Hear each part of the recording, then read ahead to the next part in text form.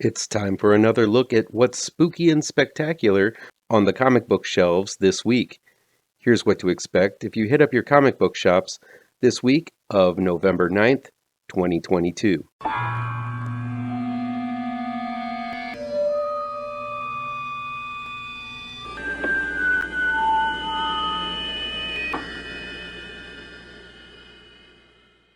Welcome back to ML Miller Frights. I'm ML Miller. Before we begin, please do me a favor and punch that like button down below. Share this video with all of your social media addicted pals. Click subscribe to this channel and ring that bell for notifications. Let's check out This Week in Comic Book Horror, November 9th, 2022. Ice Canyon Monster number 5 is from Blood Moon Comics.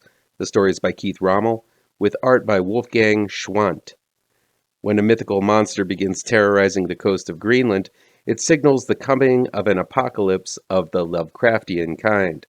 This seems to be a very audacious book that embraces both kaiju and Cthulhu alike.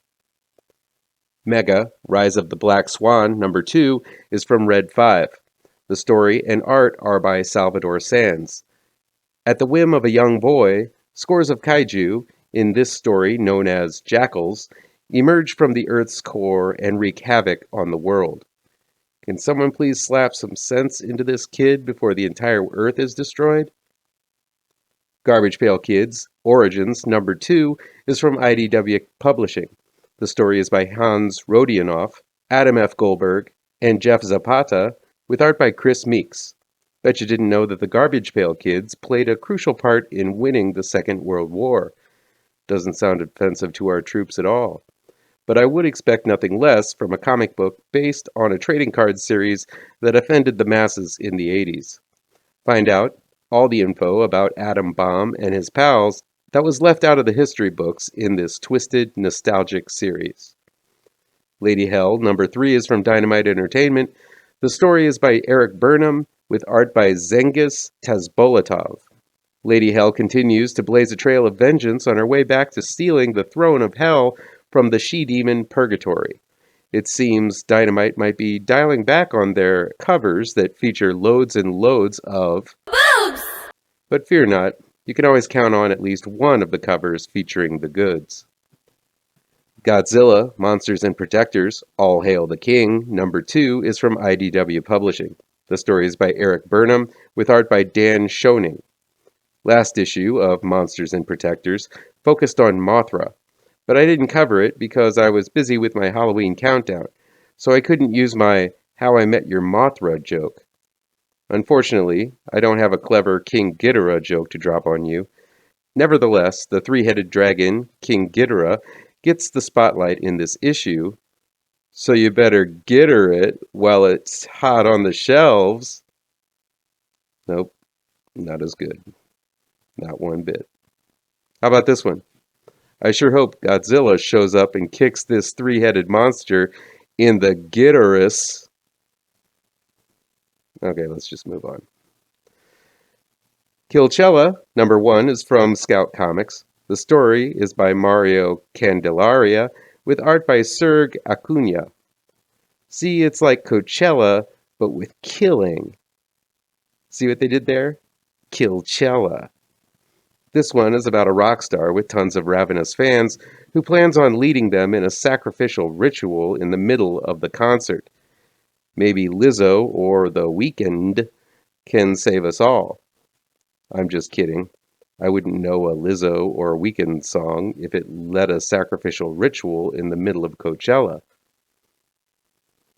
Skin Crawl, number 1, is self-published by some guy named Skinner, who does the art and story in this book. This is my type of book, an anthology, all written and drawn by the same person, focusing on a number of horrifying tales.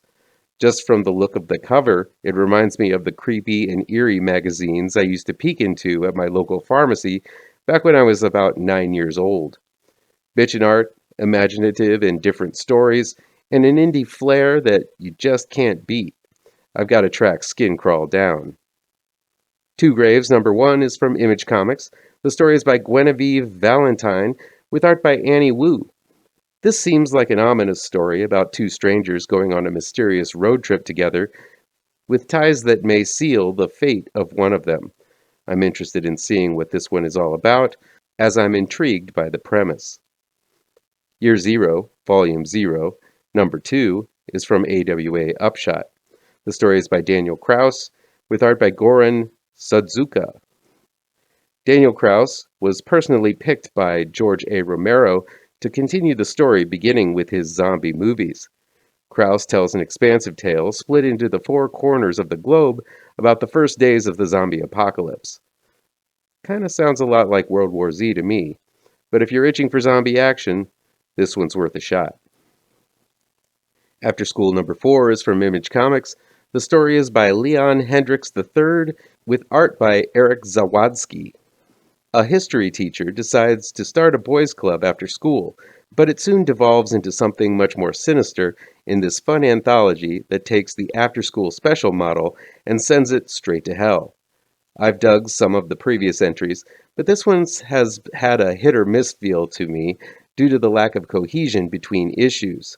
While some of the other new anthologies out there today, like The Silver Coin, Creepshow, and Stuff of Nightmares, seem to adopt the multiple writer format, most have a cohesive throughway or a tight creative team behind them.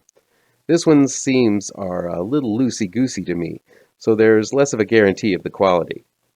But I'll check this issue out nevertheless. Specs Number 1 is from Boom Studios. The story is by David M. Booher, with art by Chris Sheehan. When two outcast kids decide to send away for some X-ray specs that used to be advertised on the back of comic books, they get a cursed pair of glasses that deliver all kinds of twisted takes on their fondest desires. Sounds like a premise I've seen before, crossing They Live with a typical Jinn story, but I think I'll give it a look-see. Spawn number 335 is from Image Comics. The story is by Rory McConville, with art by Carlo Barberi. This issue features the origin of sin. Whose sin? Don't know. I haven't been following Spawn since about 1995. Still, if you want to know about who sin is and why it is the way it is, then this seems to be the issue to find it out. So go for it. Shock Shop number 3 is from Dark Horse Comics. The story is by Colin Bunn, with art by Layla Leitz and Danny Luckert. I've been digging this new flipbook anthology series telling dual stories of a camping trip ruined by a thing-like body horror monster, and a divorced dad's plight of dealing with his new haunted house and wondering how it's affecting his visiting children. Both of these concepts are fun new twists on old concepts. Ghost Rider number 8 is from Marvel Comics. The story is by Benjamin Percy, with art by Corey Smith. We've seen Johnny Blaze as the circus stuntman, a loner on a lonelier road, a king of hell, but now Blaze is doing something completely unexpected. He's joining the FBI.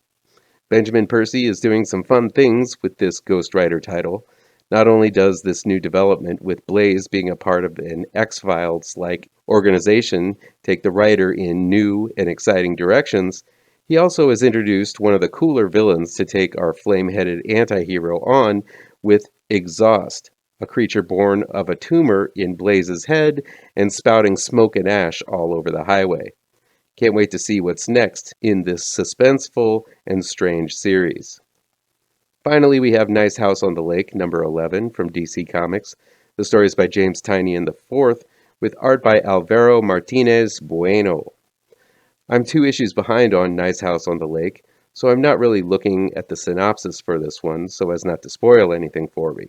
Still, this has been a compelling series that feels like it's leading up to a giant explosion with the time bomb that just keeps ticking down. It's been a long road, and it's a testament to Tynion's writing skill that very little has happened in the 9 issues I've read so far as moving the story forward. This story could end up fizzling out like a turd, but so far, Tynion has maintained the tension for these people trapped in a dome while the world burns outside. Whatever happens, I'm there with this story until the very end.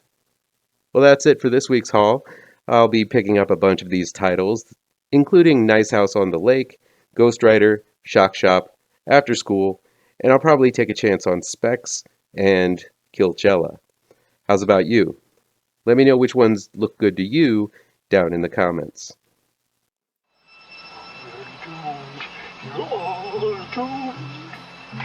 You're doomed to live the life you're meant to be. Stuck inside